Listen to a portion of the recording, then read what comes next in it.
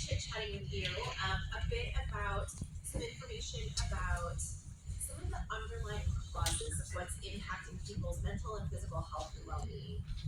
Specifically, I'll be talking a bit today about the social determinants slash influencers slash drivers. We like to use a lot of different terms to say the same thing sometimes. Of health. So we're going to talk a little bit about what those are. I'm going to talk a bit about some of the data that we have in terms of how some of these social determinants are directly linked to physical and behavioral health outcomes for kids and families and some individuals that you all might be working with. And then I'm going to talk a little bit about some of the data sources. So I work in the Treasure Valley, so I'm going to be talking kind of specifically about some of the Treasure Valley resources, but we'll have an opportunity to share what some of the things maybe are that are in your area and how you can look for similar kinds of reports or resources to what I'm going to be presenting that might be more relatable to parts of the state that you all are from. What kind of data you can be able to look for to use for your own programming, grant writing, advocacy, and other work you might want to do there. So we'll try and share some good resources with you today as well. Just a little bit about me. I've been with St. Alphonsus for 8 years in the Community Health and Wellbeing Department. I'm a public health practitioner. I'm not a clinician. I'm a person who grew up in the Department of Health and Welfare and Central District Health Department. I also spent several years as the Director of Community Impact for the United Way of Treasure Valley, where we started bringing public health into and community health, started the community schools model, and did a variety of other things at United Way, and then have been at St. Alphonsus ever since, doing the community health. How do we keep people healthy outside the hospital walls, right? The clinicians do a great job, but I'm interested in how do we deal with everything else that's happening outside those clinical walls. That's a little bit about me. Also, you'll notice because it's important to me and it feeds into some of the work that I do as well. I'm also the current president of the Boise Public Library Board of Trustees, so I do a lot of advocacy for books and information. And yeah, exactly. Yay, libraries. We love them so much right now. And I also am the chair-elect for the Idaho Association of the Education of Young Children. So I have been on the board of IAEYC for over 10 years, and if you really want to get weird, you can look on their website, and there's some really old videos of me very pregnant with my now 10-year-old talking about how to pick high-quality early child care. So I've been invested personally in supporting kids and families as well in my personal life, not just my professional life. So with that, I'm going to talk to you about the social influencers of health. Most of you may have, if you're familiar with the term, would have heard it referred to as the social determinants of health or the social drivers of health. I work for a parent health company, Trinity Health, or the parent umbrella over St. Alphonsus. We like to use the term social influencers, so if I say that more, it's just because it's what I'm used to. Because while absolutely, I mentioned your zip code is more predictive of your health and well-being than your genetic code, because where you live matters, the context of the environment that kids and families are in matters deeply, and I'll give you some concrete evidence about how and why that looks like.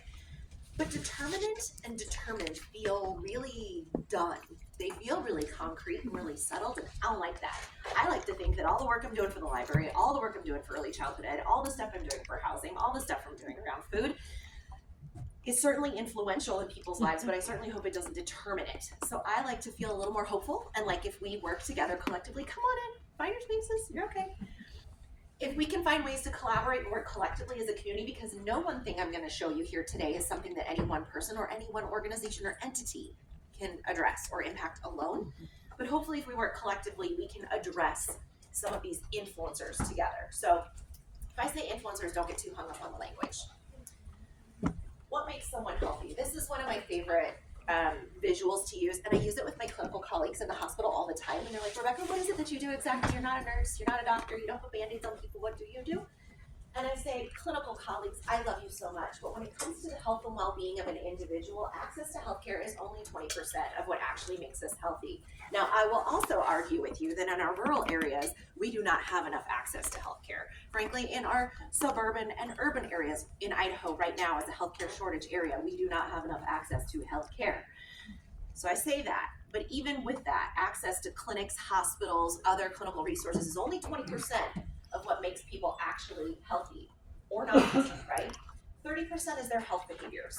What are you doing as an individual? What are the choices that you're making in terms of what you're feeding yourself, how you're moving, what are you ingesting, what are you consuming, what are we doing? But again, I will argue with you that your health behaviors, I will say the choices you make depend on the choices that you have.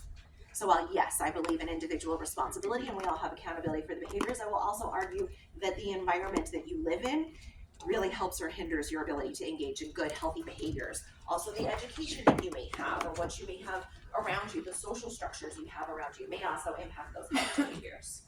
The physical environment, 10%. I've spent a lot of my career doing things like walkability, bikeability, transportation, healthy drinking water, healthy foods. Is your air clean? Do you have safe spaces for your kids to go outside and recreate? Or is it kind of scary and it's a really big highway and I don't really want my kids to go play out in the street right now? The built environment, the physical environment around us shapes quite a bit how healthy we are or are not.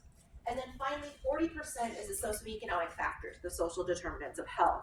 The biggest part of what influences our ability to be healthy in our lives is our education, our income, our ability to be socially mobile.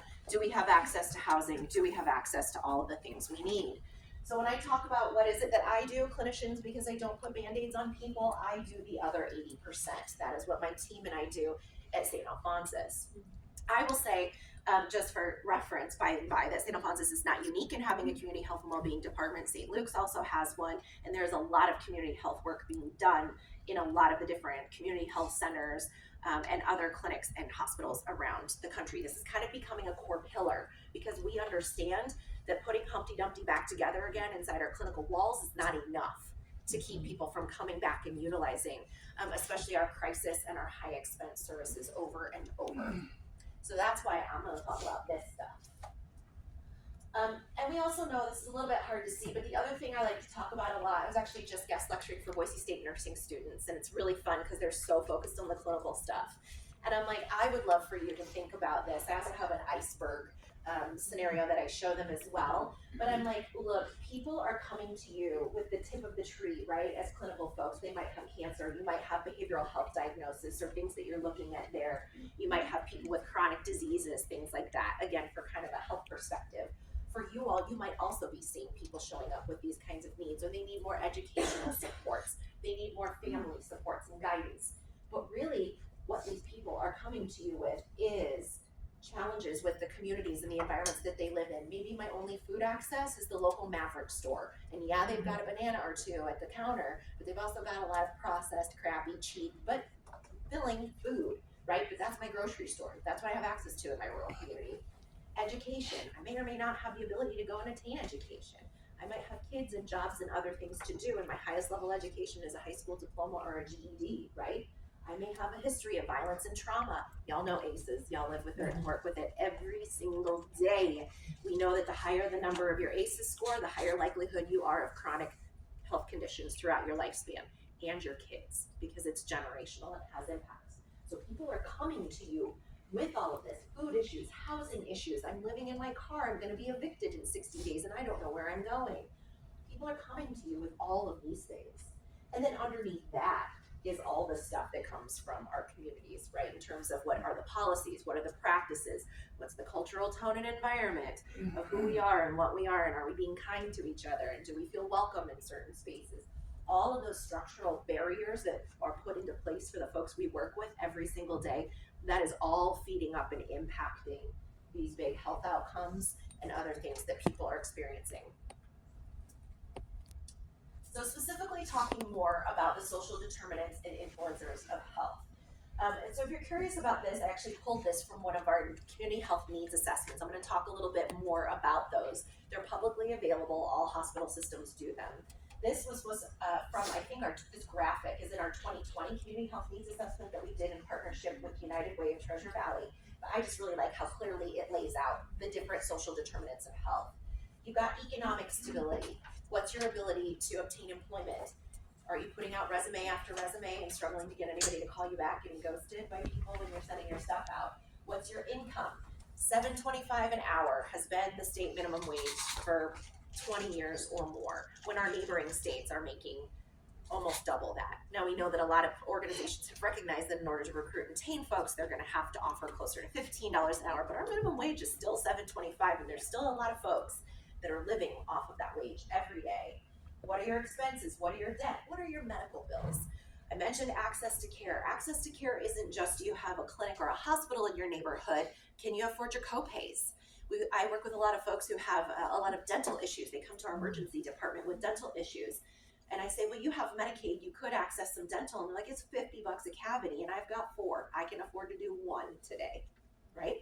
So we know that even with insurance, if you have it, it doesn't cover everything, and it's still very expensive. And we know that having those supports and that educational attainment, that all impacts your economic stability. That's one social determinant. Housing stability and housing conditions. I have feeling like I've gotten a secondary degree in housing myself in the work I've been doing over the last 6 years, because Idaho has been the fastest growing housing market for over a decade. And housing means a lot of things. There's a spectrum of housing. So some of the folks we're interacting with are experiencing literal homelessness, right? They might be living on the street. They might be living in a shelter. They might be couch surfing. They might be in their cars. But certainly we have a lot of folks experiencing homelessness. And depending on where you live in this state, you may or may not have access to shelters. Frankly, right now the shelters are under attack as well at our state house. And there's a lot going on down there about camping and shelter availability as we speak. Probably most of the things I talk about today are being talked about at the state house as we speak. So let's just acknowledge that. So housing can be a lot of things. We also saw in our last needs assessment, a lot of folks are living in what we'll call substandard housing, meaning there could be lead paint, they could have unhealthy water, they may be living in a place that wasn't intended to be for habitation. They're living in someone's shed, someone's basement, something that's been, was never meant to have heat or power run to it, but people are living in it now because they have to. We see a lot of folks in RVs that are not plugged in. Around the state, we're seeing a lot of things like that, where the housing they have maybe isn't great, and it's actually exacerbating some of their physical and behavioral health conditions. But we're also looking at the proximity of safety. Are some of the neighborhoods and places and spaces that they're living in, are they safe? Are the kids safe? Are we intermingling different groups of people in some of these areas that may be concerning? Do you have parks, playgrounds, green space, recreation abilities around where these folks are living? I have a picture of a project we worked on a few years ago in Caldwell, just off the 10th Street exit. There's a little neighborhood where Sacagawea Elementary is that's up a hill. It's bifurcated from the rest of the city by the freeway. And up that hill, there was no walkability, no bikeability. And on the way up the hill, there was this trailer park that had a significant number of children in it. And it also had a significant number of people who were former offenders or who had criminal backgrounds. And so with that, the city had put up a fence with barbed wire between this between this trailer court and this park that was there. And I show pictures of it because they say, how welcoming does it feel to your kids, if you're the kids in the neighborhood, to be able to access that park when you have to go out and around the barbed wire fence? It doesn't feel safe. It doesn't feel good, right? Yes, there's reasons why those things were put in place. At that same school, before we did some work with them a few years ago, walkability, bikeability, there was a striped walking pathway right from the school to the neighborhood across the street. But that pathway dead-ended into an 8-foot bush, not the sidewalk. And so we see that all the time. When you look around, you see sidewalks to nowhere that just kind of dead end, and the kids make go paths. That's what we call it, when they just trample down the grass on the way to where they want to go, right? So we've got this issue with, like, are our parks safe? Are they accessible? Are they welcoming? Do we have sidewalks to nowhere? Is it walkable, bikeable? Not everyone we work with has transportation. A lot of folks are trying to walk to the grocery store. That same neighborhood was up on a hill, and the old Albertsons that got closed, the Paul's Market that got closed, you had to go up and down a pretty big hill. And I saw a lot of folks pushing strollers with their grocery bags up and down that hill every day because that's how they got to the grocery store, right? So walkability, bikeability is important. And not just for strollers, but I like to say 8 to 80 when we're thinking about transportation. Can my mom access it with her limited mobility? Can everyone be able to access the transportation and the walkability around it? Education. We know that education is deeply important, especially literacy levels, especially when we're trying to convey important information to people about resources, services, their health conditions, what they need to do to make changes, how to access some of the things that are available in our community. If you struggle with your literacy level and your ability to understand that, that makes it incredibly hard to take that in. But also, what opportunities do you have to pursue your own ongoing education if you're trying to take care of your kids, or you're struggling with multiple $7.25 an hour jobs? Early childhood education. We know that there's a child care crisis in Idaho, right? There's a child care crisis everywhere. We know that there's a child care crisis in Idaho. It's hard to access. It's hard to get, especially for infants and toddlers, right? It's expensive. I remember, you know, my kids are 8 and 10 now, and I remember spending $25,000-$30,000 a year easily on childcare, and it's more now. I watch my staff struggle every day because it's really hard to find attainable childcare. And again, State House having its moment with childcare as well. So there's a lot going on with finding early childhood education that is high quality, that is safe, and that is attainable for families, right? I work at a hospital. We have childcare for our staff, but you know what? It only goes until 5 o'clock at night. And you know who I work with? Nurses. And they work until 7. They work until 11 p.m. So who's that childcare for, right? So we got to think about some of these, or some of the systems things I'm going to talk about in a little bit. Food access. We see this every day as well. We know that a lot of our folks are struggling with food. We know food is expensive. Eggs, of course, right? Not just eggs. No, everything. We have seen since 2020 the price of food has gone up way over 25% for everything. Eggs are having their moment, but it's everything, right? So we see more and more food security. Our food pantry partners are running out faster than usual. We have a pantry. We don't advertise it publicly to the community because it's just for our patients that we've identified, and it is out by the afternoon we stock it, right? We also have diapers, and so that also contributes, and those diapers go like this because it's expensive, and we know that food security is high. We even get requests from my own colleagues to come and use our pantry because they too are struggling often with food security issues. Makes it really hard to manage your chronic conditions or to stay healthy if you're struggling to know where your food is coming from, and you have to make decisions, right? Rent eats first, then I have to make decisions about my food, and maybe I'm not making the choices I know I would like to be able to make, but I don't have the time and I don't have the money to prioritize fresh produce at this point in time. So that impacts our health and well-being. Community and social context, right? We know that support systems and how people are feeling connected. We hear over and over and over again when we do listening sessions for our needs assessments, people are feeling more depressed, more anxious, and more isolated than ever before. We thought post-COVID everybody would be like coming back out and doing all the things, but we've actually seen a lot of people feeling the opposite way, where they just feel more disconnected. And that really impacts your mental health, and how you feel socially really is impacted to your physical well-being as well. And it's a struggle. And finally, the healthcare system, as I am a part of, I mentioned, what is your access to it? What is your affordability? How long are those wait times? Do the providers look like you, sound like you? Do you feel welcome in that office? Do they understand where you're coming from and your unique needs? Do they have the time? Are you even able to access the kind of specialty care you need in your community? We spend hundreds of thousands of dollars a year transporting patients to other communities, especially in rural areas, to get them to specialty clinics. St. Al's has hospitals in Ontario and Baker City, Oregon, and we are frequently transporting people from Baker City all the way into Caldwell to be able to access diabetes or cardiac things, right? It's really, really tricky. Or right now with OB all over the valley, right? A lot of folks have had OB closures for reasons that I understand that are very valid, but that also means there's a lot more transporting needing to happen. And so we're understanding that there's a lot more going into healthcare access than just, do I have a clinic? Does it have what I need? Is it going to take 6 months to get in? Can I afford it? Can I get to it? All of those things. And then you'll see that the foundation is all of these things are impacting your mortality, how long you're living, your morbidity, how well are you living, your life expectancy. I mentioned zip code tied to job code. It's because your zip code has all of this stuff in it. So the less healthy, affordable food, the less recreation, the less healthy, attainable housing you have, the less social supports, clearly the less quality of life you're going to have. That's why you can literally look at the difference from zip code to zip code of life longevity and expectancy. Your healthcare expenditures will be different, your health status will be different, and your limitations of your abilities will be different over time. So one of the things to think about is where we fall in terms of the stream of interventions, right? So I suspect, I don't know all of you, and where all of you are from, but I suspect a lot of you are working somewhere in here on the street. And what I mean by that is when you think about, I like to use the concept of people who need help physically or mentally falling in the river. And they fall all the way down, and we catch them here at the bottom in crisis, right? And what are we doing? We're pulling people out one at a time. And it is exhausting, and it is heavy, and it is wet, and it is time intensive and resource intensive, and we can't catch everybody. And that hurts, right? This is our crisis clinical intervention. This is my ED, this is my urgent care, this might be a behavioral health crisis center, this might be the 988 hotline, this might be just anything where you're catching people where they're like, I need help now. Your food pantries, right? Your resource centers. This is where you are now at the bottom of that stream that we're trying.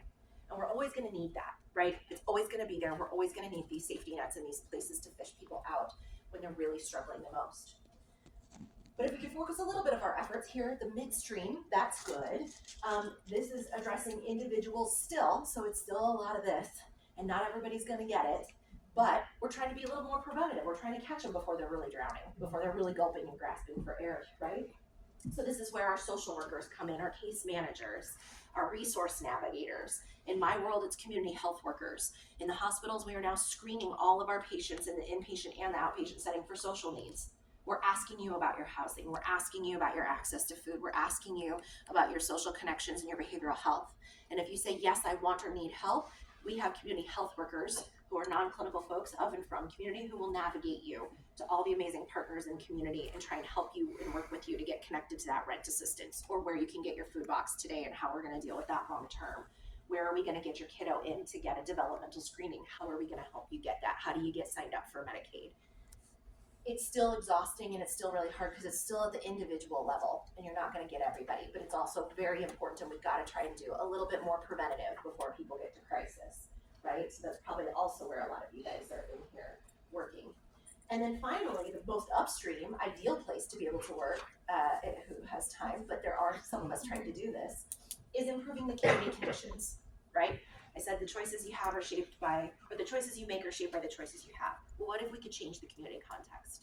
There are groups, coalitions, individuals working in community to try to improve the walkability, bikeability, to get the bush, the 7-foot bush cut down from the walking path. It was, by the way, and there's also a walking and a biking path now that goes up to Sacagawea Elementary School. We're really proud of that and happy about that, right? We also can do, that's literally changing the built environment to food retail outlets. Are we incentivizing that when we're building our communities? Are we trying to make it easier for people to access the things that they need? It's also public policy.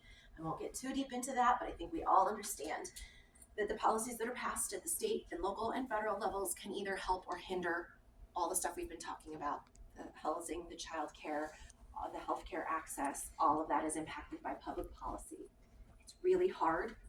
It can be really painful sometimes. That takes a long time to do, but ultimately it's a really important thing to impact people. So we need, what I'm trying to drive home, we need all of this stuff. But the furthest upstream thing that we can do is change that context to the community where people are living, working, playing, praying, and learning, focusing on the public policies, and then also looking at the systemic barriers. For our organizations, how easy do you make it for people to get to you and get what they need, or hard? Do they have to fill out a 15-page application? Do they have to have a scanner? Do they have to speak English? I'm saying yes because my own organization has all of these things, right? I helped a legislator, I used housing data from the patients that we screened, because housing was huge during COVID, it still is. Spoiler alert, you're gonna see more about that. But during COVID, I helped a legislator advocate for $15 million in COVID relief in rental assistance, because I was able to say, I at the hospital got 877 calls for housing assistance in 1 year. And I'm a hospital. I'm not Jesse Tree, I'm not Catch, I'm not the shelter, I'm not the thing. We got that. So we advocated and we were able to get 15 million for rent assistance. It was awesome. However, you had to submit literally 15 pages of proof. You had to have a scanner. I don't have a scanner. Right? And it was only available in English and Spanish, which is, at least it was available in Spanish. I mean, we had that much, right? But I don't know about you, but like at St. Al's, we have a global health clinic where we serve resettlement and New American and other populations, and they don't speak English or Spanish. So again, system barriers. What do we put in place to make it harder? The other big system change that happened that I thought that's been really helpful for us, a positive one, was we have electronic health records as a health system. And in 2021, St. Al's got on the same electronic health record that St. Luke's is on. That makes it super healthy because they talk to each other now. And That's like, great. don't tell, but like my kids go to St. Luke's for pediatrics. And I go to St. Al's, and it's really nice as a mom to have all of it in one place, and I can see all our stuff in one place because my brain can't handle any more of it. So imagine how the folks we work with feel, right? Those are the systemic things that we can put into place that will ultimately have the most impact. So what are some of the greatest community needs that we have seen from the data in the last couple years? These will be no surprise to you. This is the Treasure Valley Community Health Needs Assessment. We're going to call it the Greater Treasure Valley because it's 10 counties from Ada County, Boise Valley. If I try to name them, I'll miss one. Boise Valley, Ada, Canyon, Gem, Washington, Adams, Payette, thank you. It's Elmore. Yeah, you got them. You guys know them. Yes. Oh, excuse me. Basically, public health districts 3 and 4, if that helps orient you. Yes, okay. Got some public health friends in the room. That's our Greater Treasure Valley Needs Assessment. So that's kind of what I'm going to frame here. At the same time, Luke's and Al's, because that's the region that I work in, Luke's and Al's also did needs assessments where I did Malheur County in Ontario. Extra expensive. They're starting to work with employers to build housing for teachers, for nurses, for healthcare workers, for resort workers, for folks to be able to stay there because otherwise they can't do it. And they're living counties away from where they are. So the housing looks different depending on what community you're talking about. In Baker City, Oregon, I know that's Oregon, but still super interesting to me. It's a real recreational area. It's a frontier community, meaning it's very small. It's mostly older adults, which has a whole set of challenges in and of itself with healthcare. We spend a lot of money on transportation there, driving people to healthcare spaces. The housing that they do have has become short-term rentals because people love to hunt and fish in Baker City. So the people that would normally be able to rent an apartment, it's instead being used as an Airbnb or a Vrbo for hunters and fisher folks who want to come and recreate in the area. And the city is like, all of this could be used as long-term rentals for people. Like, we're trying to hire nurses to keep OB open in Baker right now, right? But it's mostly short-term rentals. So lots of work and discussion about that too. But right, each community housing looks a little different, but housing, we can agree, is a number one issue that's impacting people. And I will tell you, the very first time we started seeing this in our needs assessment was 2016. Normally, every year that a hospital did a needs assessment, it would be like obesity or hypertension or chronic disease or whatever was the top issue. And then in 2016, 2020, housing came first, and access to care was 6. And when I talked to people and I said, tell me about this, and they're like, well, my rent eats first, so I have to pay for housing. Then I have to pay for daycare because if I'm going to work, I got to get my kids there. Then I got to pay for transportation and all the way down the list. Then I can think about my health care and then maybe for like prescriptions and other stuff that you might guide us to do, right? It's pretty low on the list now. So that's been a pretty dramatic wake-up call, and that's why we started looking at these social influencers and systems. Behavioral health, including mental health and substance misuse. This was a very loud number 2. On our priority list. So we heard, and again, behavioral health depended on the community that we talked to in terms of what the specific issues were. The biggest issues that we heard loudest and clearly from the community was access to care for adolescents and kids, and not enough providers, crazy long wait times for developmental assessments, for counseling, for crisis services, for medication, all of those things, right? There's now a public policy that requires parental consent and access to treatment notes, including counseling notes for kids under the age of 18. That has had a huge impact on people's access to behavioral health services. We also, I mentioned, are just hearing more and more depression, anxiety, and social isolation. There's just an overall like, everybody feels crappy, right? And then substance misuse. We know that this has continued to get worse, not better. Meth, opioids, it's a variety of things. It's a multitude of things. You know, we're trying to put into place more substance use treatment centers, but it's still very stigmatized. It can be expensive to access and tricky to access. The only bright spot I'll mention is that in 2024, Idaho Medicaid does now allow for detoxification, which is great. Because in Boise, we only used to be able to use the Allenbaugh House, but now there's like multiple places folks can go. So like little bright spot, that was an example of an upstream policy intervention that was super helpful, right? That was a really beneficial thing for substance use. And then number 3 was access to care. And as I mentioned, access to care this year wasn't so much, although it might be in 2026 with our next assessment, wasn't so much I don't have a clinic, I can't get to that. It's more the wait times are super long. It takes me 6 months to get a well women's exam, right? And then it's going to cost me because my insurance doesn't cover quite all of it, or it doesn't cover that one test that I need, or it doesn't cover the medication that I actually take. It's that I need transportation. That's like number 2. Including I can't get there, or it's not open during the times that I need. I work all day, so they're not open. How are we going to deal with that? And a lot about cultural and language competency. I don't feel so comfortable going into a doctor's office these days. I'm really nervous about what information they're going to collect. Do they look and sound like me? Am I welcome there? Are they going to understand what I want and need? And then finally, oral and vision health. We heard this very loud too, especially in our rural areas for our older adults. Finding providers that do dental connections here is folks who are in substandard housing or unstable housing or are experiencing homelessness are going to avoid preventable healthcare services because, frankly, how is that top of mind? Like, yeah, I'm going to go get my mammogram when I'm living in my car. Probably not, right? We're not going to be doing our annual exams. We're not going to be doing our annual tests. We're not accessing any of this stuff because we are living in the here and now, and that is all we are thinking about, not whatever's next, right? We are going to put off purchasing prescription medications. We see this all the time to the detriment of many, many people, including folks who are diabetic and have chronic conditions that need and require daily medications. It's expensive, it requires transportation, it's tricky to get to, so I don't access it. We even had a moment, again, I'm going to keep mentioning Baker City, but I just think it's interesting, and I know if it happens in one rural community, it happens in others. At one point in Baker City, all of a sudden, 2 of the 3 pharmacists in town left. There was one pharmacy. People were waiting in line for an hour, hour and a half at a time to get medications, or they just stopped going because they didn't want to wait for the one pharmacist in town. I know that's not the only place that these things happen. So it's impactful, right? Put off getting these medications. They're not managing their chronic health conditions, which is making it worse, right? To the point where then now we're accessing emergency services, which are expensive for everyone. The royal we is experiencing this. We know that mental health outcomes are much, much worse when your housing is bad. You are worried, you are stressed, you are scared, you are under constant duress. The amount of adrenaline running through your system with all of this is terrifying, and it's a lot to bear. And so we see very poor mental health among people that are struggling with housing issues. Obviously, increased risk of injury. We've seen a lot of patients that we have discharged post-hospitalization into cars. And what I didn't understand until I met someone who had been chronically living in a car for a prolonged period of time is like the physical toll he told me it took on his body to live in a car like this for hours and hours a day. The back pain, the headaches, the muscle tension, just in addition to like digestion and everything else by being physically in a car.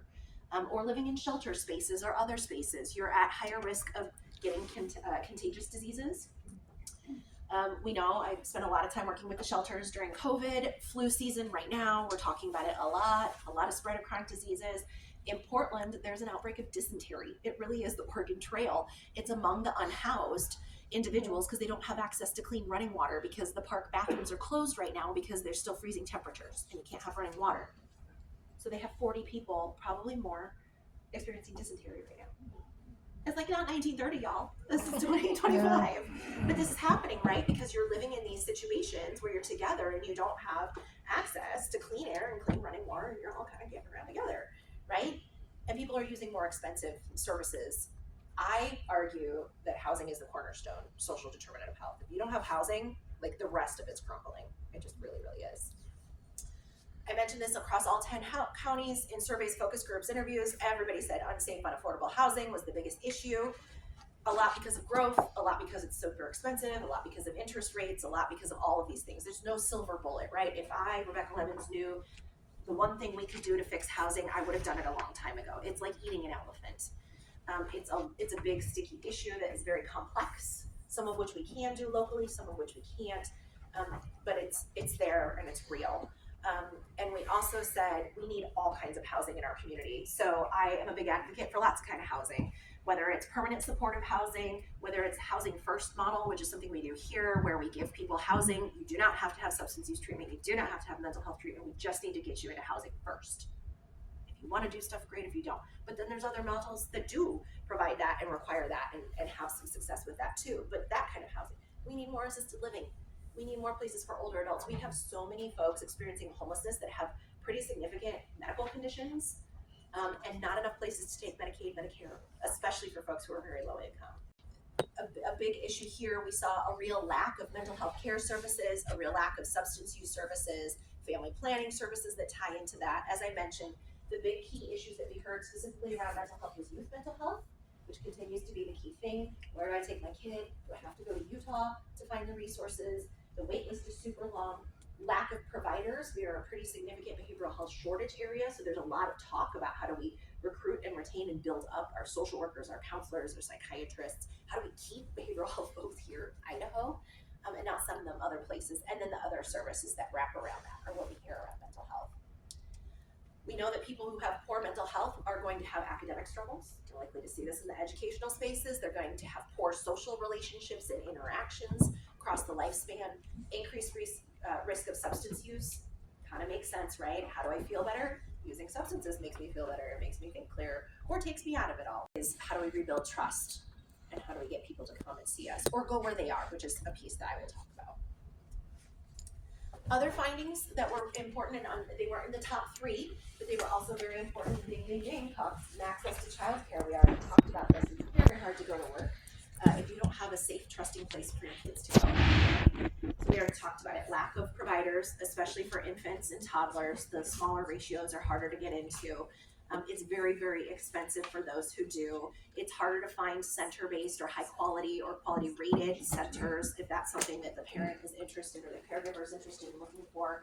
And it's just so wildly expensive that many people opt not to do it because it costs more to send them than it does to just not have a job.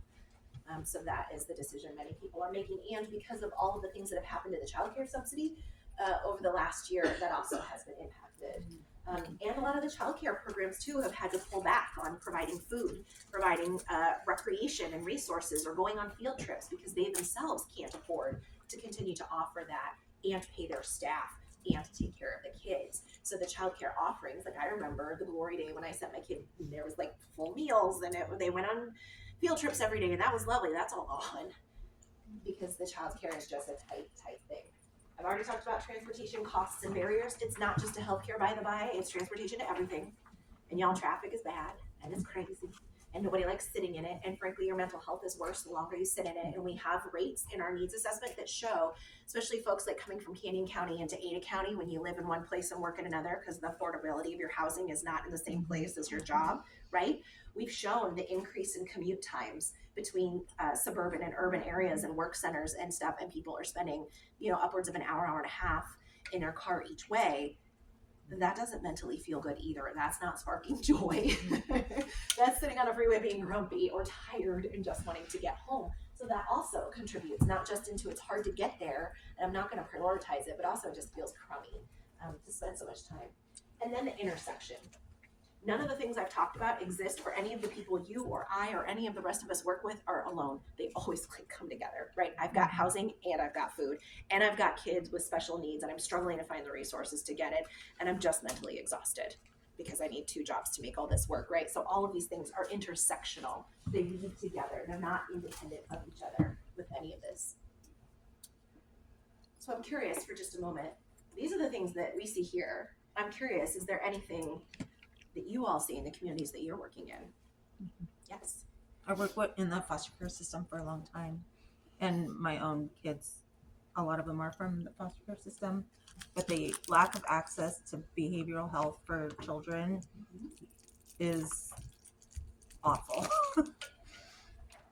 And it impacts every area that you said. I work for the Department of Health and Welfare as a social worker. And, Thank you. Kids. Thank you. Things that kids that come into foster care, in order to get a lot of services set up, we have to have neurological testing, and the wait lists are like 6 to 8 months down the road. And meanwhile, they're struggling. They're getting moved around from foster home to foster home, just re-traumatizing them by not being able to have this access. Yeah. We hear that too. I've had some friends trying to get their kids assessed for developmental daycare or preschool. Yeah. Years sometimes. Years in the Treasure Valley to get to these things that these kids need now. What else? Yeah. I'm a client advocate for the WCA. Thank you. The lack of housing, the lack of financial resources and everything causes like a severe spike in domestic violence. Like every time we see rent prices go up, so we have a waiting list that we're constantly working off of, and there's just not enough resources, not enough clinicians, especially not enough like children's clinicians. So every time that changes or alters or something else gets shut down, we get bigger waves happening. Yeah. Domestic violence, by the by, number 1 reason for homelessness in the state of Idaho, unsurprisingly. Yes. Regarding your survey, how can I get a copy? Because I come from Duck Valley, which is 2.5 hours south from here. I'd love to have that administered there. I didn't see any data. I will show you where our data is in our area. We don't cover Duck Valley specifically in our needs assessment, but we could look into, it would probably go more into like the Elmore County area or down into like the St. Luke's territory. Yeah, because I know we do spend you said a good number of community and top members up to the Yeah. hospital there. So Thank I'd you. love to see how we can get a copy of that so we can administer it there. Sure. Thank you. You just mentioned housing in a different aspect of more of like displacement, because like when you're down in the Garden City area. Yeah. You have a lot of like the trailer parks and they're getting sold up Yes. for big, expensive, fancy apartments or housing. You're displacing all of them that already have paid for their trailer. that But not the if you land. Moved, it's gonna fall apart if you, but they owned it. Yep. And now the only option is to get into some other place where they're gonna have to actually pay more than like the lost. Yes, thank you. We see that a lot. When we went back and looked at what that, I mentioned it, we had 877 calls in 1 year. What were the top issues around housing? Number one was rent assistance, and number two was displacement. Either my rent was going up, I own the trailer but not the land underneath it, and the landlord just sold it. All of these things, and I can't find another place, especially in the price point that I was living in, is very common. Yeah, that's fine. Well, I just wanted to think about like it's not just these are issues, but also considering the fact that we have these behavioral needs, and our kids younger and younger are coming up with trauma pieces like body image at 10 years old, feeling like they're not good enough at 10 years old, and going through all these different things. They're dealing with puberty earlier, and all these other systematic issues or biological issues, right? Plus the impact of social media and how that plays a role in their mental health. But then we can't support them the way because we don't have the adequate resources. Yeah, it's very connected. The one thing I'll say is this is very doomy gloomy. I always feel that way when I think it's really important to shine a light on the things that are happening. You know it, I know it, most people know it, but to really call it out and sit and look at it. I can also tell you there's work being done by people in Idaho for all of these things. I had the pleasure of working with a housing developer who's trying to build land trusts where trailer owners can collaboratively go in together to buy the land under their trailers, where they can have basically a co-op of landowners for trailer parks, right? I'm working on a project right now in Nampa to preserve 65 units of deeply affordable housing that was built in the Nixon era, that was going to be all of the tax credits on it that kept it affordable were about to expire, and it was going to become like market rate, and all these older adults who've been paying $300 in rent, could you imagine, were going to be displaced. So the developer came in and we helped be a part of, not only did we buy that building, or the developer bought the building, but we're also making it and bringing it up to ADA code because it's 100% from the 1960s and 70s and like not accessible, right? So we're working on that. Worked on a project in Ontario to convert an old assisted living into affordable for people who make 30% or less of the area median income and who have behavioral health. And in the common areas, we now have telehealth spaces and spaces for case management and other things. And the commercial kitchen is being turned into a food hub for Ontario that will have a teaching kitchen and a pantry and all kinds of stuff. That's just the housing pieces. We're also working on a project in Payette to rebuild a FQHC with senior housing on top of it, to help utilize those spaces. That's built on a model in Caldwell with Terry Riley, where they have dental and senior housing. There are things being done. They're small, right? It's bottom of that river, pulling people out, trying to do this stuff, right? There are things being done, but it's still important to say we need to keep doing, keep thinking, keep being creative. I will say, for those of you in the room who are from this particular region who are interested in this, we are in the middle of doing our community health needs assessment right now. St. Luke's, St. Al's, Health District 3 and 4, United Way, and a whole bunch of other people are working right now on the 2026 community health needs assessment. We're actually about to launch our surveys in the next probably week or two. We want lots of people to take those surveys. The better data we get, the more informed we are. And we really want to hear, I'm going to be real honest, when we do surveys, we get mostly white women that are a little bit older, and we love them and we appreciate them. And also, I want to hear from folks experiencing homelessness. I want to hear from our Latina folks. I want to hear from our refugee resettlement folks. And we'll also do focus groups and listening sessions with some of these. We want to see our folks who are unhoused or experiencing challenges with their kiddos. We will be doing all of that. But if you would, and then as I mentioned, at the same time, again this year, because we really like this whole system approach, at the same time, we're also concurrently doing needs assessments in Twin Falls, Jerome, Wood River Valley, and Ontario and Baker County, again, so that we can have all these CHNAs that use the same processes so you can see all of this. if you have an interest in this, I'm a little bit of a cheater because I put somebody else's name on here.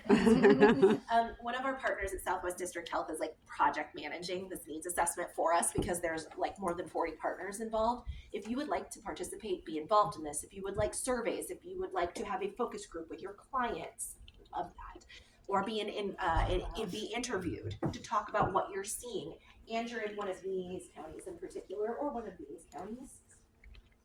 Berenice Medina is a dear friend. She's actually leading the community health needs assessment. So if you would like to reach out to her to participate in the 2026 survey, we would love that from you. You guys will have these slides too. Additional regional data resources that I wanted to talk to you about. So I mentioned these community health needs assessments because I'm talking about them a lot because a lot of people don't know about them. And they're not just ours, right? We do have community collaboratives that are using them to create community projects and plans and stuff and things to work on, right? But many of you might write grants for the work that you're doing. Hopefully still there's grant money to be had. But many of you are appealing for funding or doing other things where you need data. And yeah, you can Google it, but it's nice to be able to find it in one place, isn't it? So that's what needs assessments are. Hospitals, local public health, community-based organizations, Department of Health and Welfare has a really nice state needs assessment they just completed. They're kind of working through where they took all of our assessments and they're kind of putting them together for a statewide approach. So you can access those needs assessments. And again, I usually publish them on their websites. They're done every 3 years. They might not be the same timing as ours, the 23-26 cycle, but all nonprofit hospitals do these needs assessments, and they should be publicly available for you to find. Also, many health departments do needs assessments. They do theirs every 5 years sometimes, or they partner with the hospitals to do theirs. But you should be able to find the state reports as well as these if you do some quick searching. There are additional organizational reports. I mentioned Young Healthy Idaho as an Idaho report that has some really good data and mapping on it. Idaho Kids Count for y'all is one of my favorite sources. Janice and the Annie E. Casey Foundation partner on that. It gives you probably the best and now the only data we really have on kids. Sadly, we used to do the risk behavior surveillance survey in Idaho. Actually did it a million years ago in my early career days, partnership between Health and Welfare and State Department of Ed. Idaho has now opted not to do the YRBS anymore. So we don't have data from high school age kids on their health behaviors and what they're doing and why they're doing it. So sadly, I think Idaho Kids Count is probably one of the best data sources we still have, although there is a group at Boise State University, and I'm gonna forget, Megan Smith is leading it, and they are also doing some kids data collection now in lieu of the giant gap that not having the youth risk behavior surveillance survey is. So there are some efforts at Boise State to try and collect kids data. There's also individual sector reports. So if you want, there's state of homelessness reports for the state, where the different continuums of care are reporting out on point-in-time homelessness counts and things like that. There's also state of child care reports that have been done by the Department of Labor or Idaho AUIC or a variety of other groups have kind of partnered. So there are other sector specific. I mentioned the Boise City has a housing report if you want to nerd out over some of that. So there are other reports that are pretty easily searchable and findable if you're interested in the data. I also highly recommend United Way ALICE data. If you're not familiar with ALICE, friends, you should be. Asset, limited, income constrained, employed. I make too much, but not enough. That describes more than 60% of our state. They do ALICE in Idaho and Oregon and a host of other states. They update it somewhat regularly. I like to use it when I meet with policymakers who tell me, we don't have a housing issue in this community. I don't have this, I don't have that. And I said, really, look at how much it costs to have a sustainable budget in your community, right? So the ALICE report is a really fantastic report. If you're not familiar with it, get it. I'm going to show you this in a minute, but you should write it down. The Idaho-Oregon Community Health Atlas. I mentioned that we do these community health needs assessment for a 15-county area. We also have a website that has all of the data all of the time live, and it updates itself as some of these sources become available and we get new data. So even though we do our needs assessment every 3 years, the website, the data platform that we use, it's updating itself all the time so that we go every 3 years, we can focus on the community voice. Because frankly, that's the part I want to hear.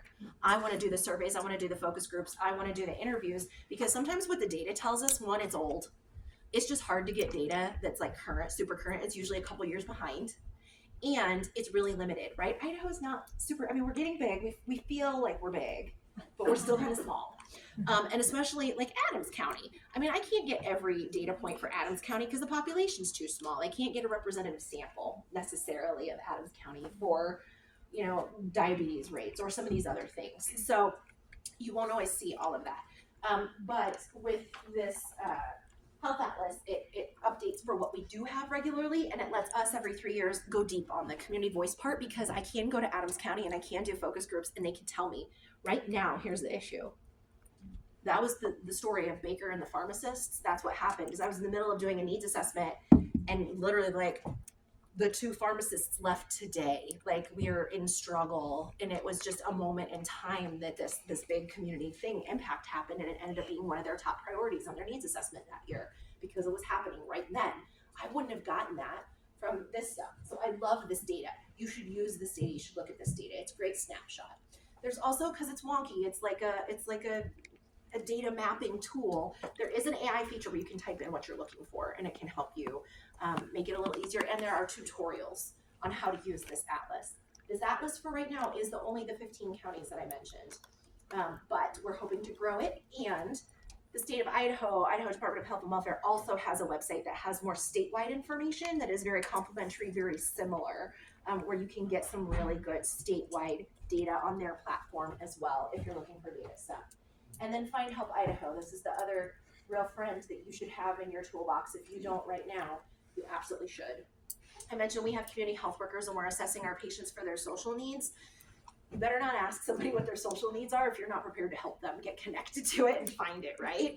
And so I'm very happy that United Way of Treasure Valley is kind of the United Ways are the backbone of Find Help Idaho now, which is really awesome. But statewide, all the health systems and different entities are really using this. We've got it plugged into our electronic health record at St. Al's. I know St. Luke's is looking at it too, so that we can now place referrals directly through our electronic health record to the partners.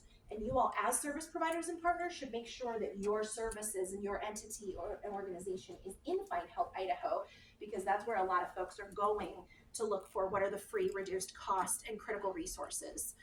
So I'll show you a quick pic before we go of what Find Help Idaho looks like. There's another similar tool that's being used on the Oregon side. Should anybody tinker with people in Oregon? It's called Unite Us, but we like Find Help. Find Help is kind of the cool one. It's a national organization. It used to be called Aunt Bertha. If anybody ever heard of Aunt Bertha, I used to call it Big Bertha all the time. I'm much happier with Find Help, but it's the same thing. They just updated it. So I'm gonna pause for a quick sec and say, what other data resources do you all use? Do you use data resources? Tools? Not much. She has one. Yes, thank you. We have a 24/7 hotline that we have to document all the calls that come in off of. So it documents whether it's domestic violence, sexual assault, community needs, resources. We kind of keep that report throughout the year and lets us judge where our main demographics coming from. Is it publicly available?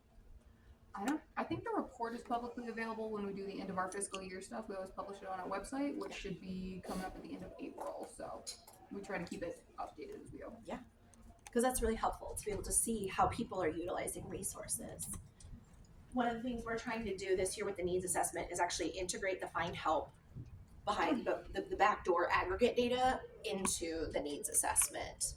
I know for St. Al's, I can pull just what my providers and folks are looking for from St. Al's, which is super helpful for me to help guide our internal resources and where we're placing referrals to.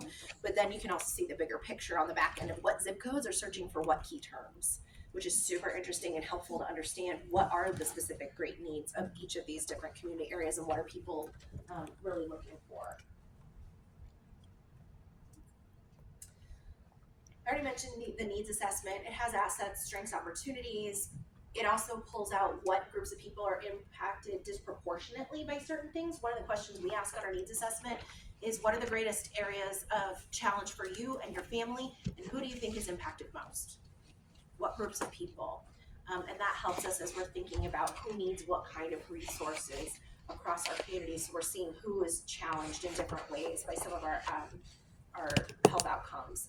It also lets us as community collaboratives, I don't know if any of you work in collaboratives outside of your immediate area, but it helps us create collective resources because, as I mentioned, no one entity can address these issues by themselves. You really need to also be working in concert with other organizations, and it helps us prioritize where we're going to spend our time and money, and do the greatest impact. So we're really using this as community collaborative kind of work as well, to inform that.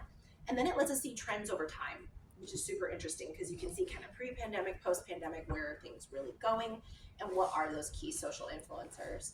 The kind of stuff that you can find in here, there's a lot of numerical data. I mentioned that. You can find chronic disease rates, you can find housing rates, you can find all that stuff. You can find the demographics of the community. It's been very interesting to see how our different communities are changing. Where are you getting pockets of more older adults? Where are you getting pockets of folks with more disabilities? Where are you getting seeing trends of more kids? I am constantly surprised because I think I know where the kids are, and then I'm wrong every time. Every time I think I know, because it seems like it's Cuna right now, but then it'll be Canyon County, and then it'll, like, it's just really interesting to see the patterns of where people are moving and what the pocket groups are, because that also impacts our resources and what we're putting where and how we're thinking about where folks are moving around and how we're serving them. In the needs assessment and in that health atlas, you can find a ton of information about financial stability. All of this will be in there. There's food data, there's poverty data, there's utilization right now of all of our public subsidies in terms of percentages and how's that going. You can see some of the homelessness and housing data. You can see the health behavior data, tobacco use, substance use, binge drinking, some sexual behaviors. I will caveat that all of this is for adults. As I mentioned, we don't have much data on kids. The Idaho Kids Count is probably where I would point you if you want kid data to the extent that we have it. We have the deaths and diseases, the preventable health, if you really want the ticky-tacky healthcare stuff. There's also educational information in there if you're curious about pre-K. There's usually Head Start numbers in there that you can access. How are our kids performing in terms of math and reading in some of these? What are our graduation rates, and what are the go-on rates? We talk a lot about go-on in Idaho, so you can see what some of those go-on rates are and how they look across the region that we're looking at. So again, none of these things happen independently. They're all impactful, but these are all the kind of data that you can find if you wanted to. But then also, as I mentioned, in the reports on the website, you'll also be able to find what is the community saying about it. What are they telling us are their greatest needs? Because the numbers might say one thing, but the people are going to tell you the real honest to goodness truth of what they're experiencing day to day. So they're going to talk about what their greatest concerns are, who's impacted. They're going to say what the assets are in terms of, we use this really heavily and we really appreciate and we're so grateful for, or I wish I could access this, but the wait time is too long because I need more of it. And then additionally, what else do they want to see and what can we do, which helps us understand how we need to adjust the kind of services that we're providing.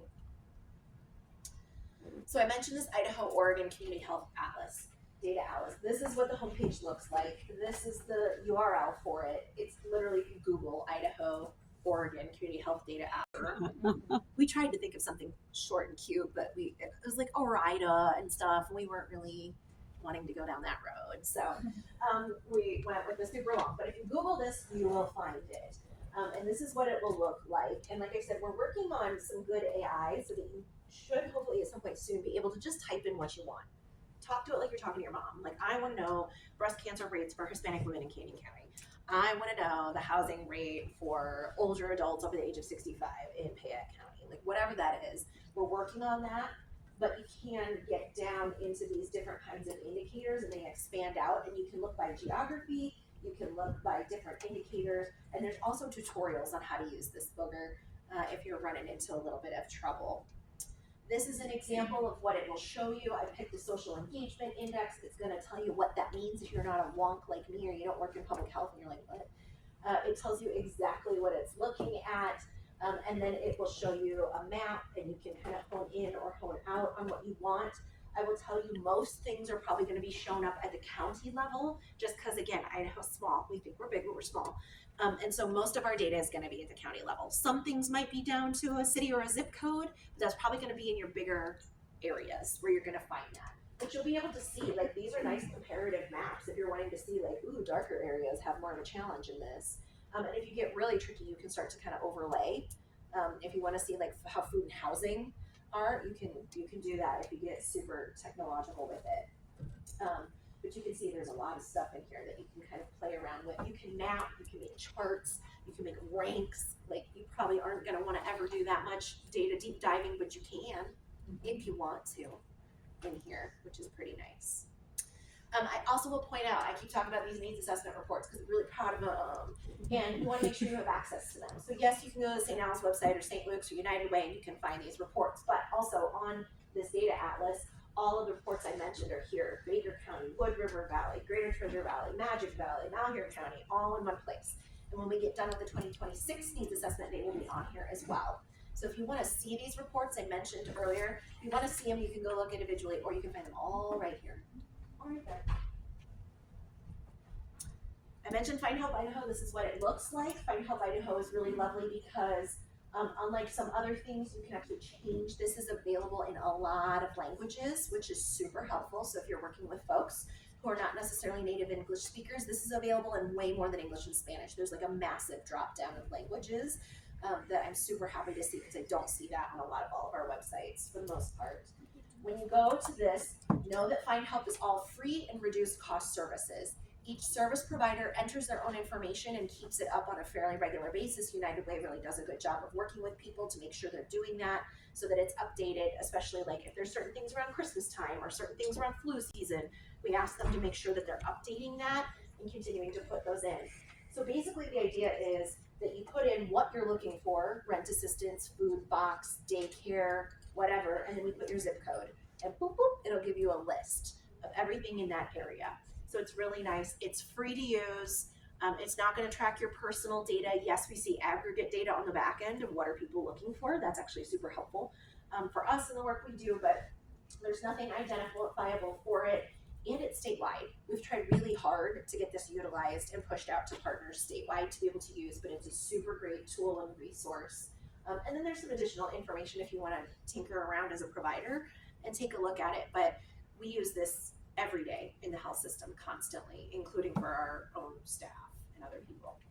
So I could type in car repair. Oops. Yes. Where'd it go?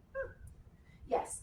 Anything that's going to be a free or reduced service available to people. And then there's also like, when you click into About Us, it'll have categories too, where you can look at different categories, but it's pretty extensive what's available in there. Yes. I work for United Way of Treasure Valley, and I help manage Find Help Idaho. So we train organizations how to use the site for their back end, but also we have virtual trainings that you can just attend to learn how to navigate on there. Yeah. Did I represent it well? Yes. I'm gonna invite you to my next training, and you're just gonna do it all. We love United Way and Find Help. Thank you.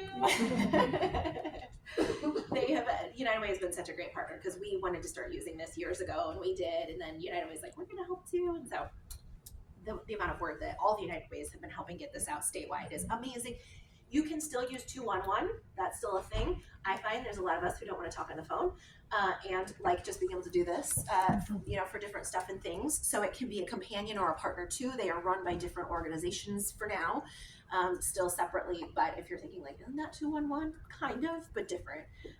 It's nice to be able to access this like on your mobile or others. Sometimes we just print it out for people, but usually our navigators are actually helping make connections through Find Help directly. That is it. We talked a lot. Questions? Like 3 minutes. Questions, comments, concerns. Cheers, jeers. It is a lot. I know. Let me leave you with this, and then it's so cheesy, and I love it. Mr. Rogers, find the helpers. Yes. For all of this that you just heard and how heavy it is, you are the helpers. I am the helper. There are lots of people out there working on these things. We have some resources, not enough. We have some resources to do this. And I really believe if spider webs unite, we can tie up a lion. Yeah. Right? Thank you for what you do. No, I appreciate you, even though I don't know the intricacies of what each and every one of you do. We are service providers. We are here for the folks we work with, and it is dang hard to do. So thank you. Appreciate you. Questions? I just Comments? So the data is publicly Absolutely. accessed. 100%. But does this go to the legislature? Do they use it? You know? They don't use it. I mean, we as advocates can use it and provide it to them.